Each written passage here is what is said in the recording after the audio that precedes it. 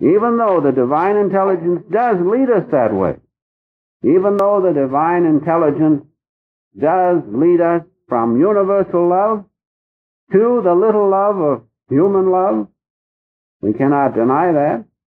In the beginning, we cannot understand universal love, but we can understand the love of family and friends and those near and dear to us. How the divine intelligence does lead us that way, we cannot deny it. But in spite of that, if we see behind these things, if we see the great cosmic intelligence, God the Father beyond this creation, if somehow we can see that, if we can see and know His Son, the divine intelligence in the creation, then we will realize, and only then, that that intelligence of God did not come here to give us trouble, but to lead us back home. It came that we might be saved. Now that's the lesson that we have to learn. We have to learn that we must expand our love from the little loves of the human family and so forth into the universal love. And that we must change our actions with the goal not in material things which pass away, but in the unchanging, eternal things of God. That's why the divine intelligence came, although it seems as if it came to take us away from spirit, away from universal love.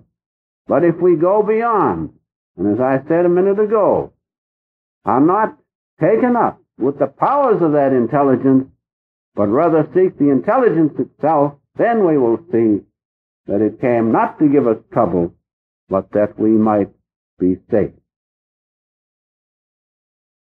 Now going on just a bit, we must so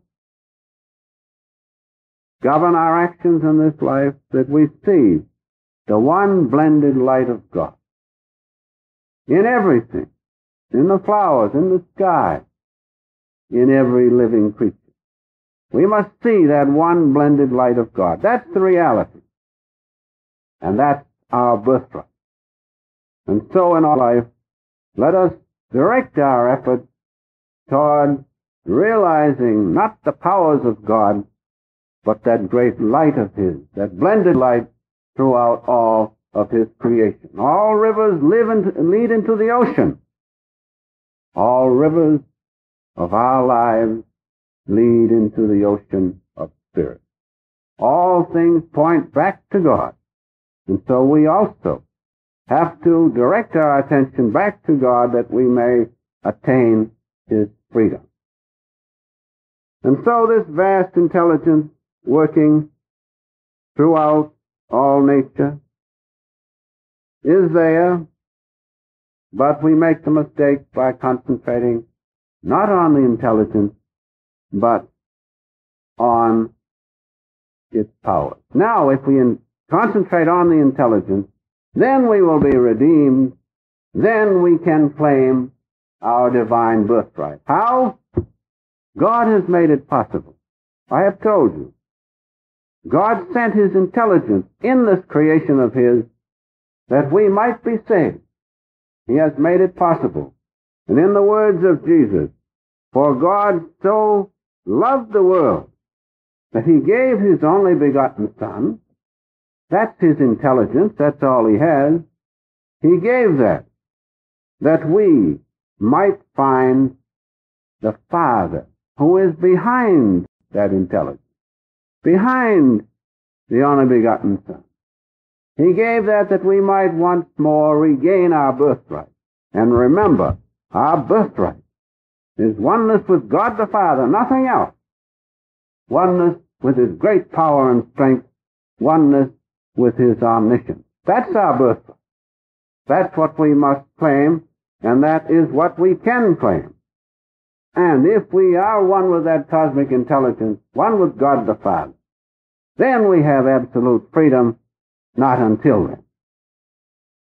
So much for our effort in ordinary life. Now, we can give concentrated, directed effort, organized effort toward claiming our birthright.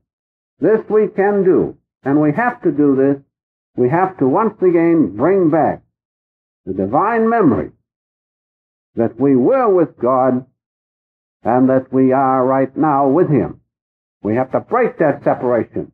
And the minute you do that, you have everything. You have reclaimed your divine birthright. How to do this? How to bring back the divine memory? How to once more make our own the omniscience of God. That's the point. That's our divine birthright. Nothing else. We should not settle for anything else. We cannot settle for anything else, whether we want to or not, because sooner or later we have to go back to God. How to do this?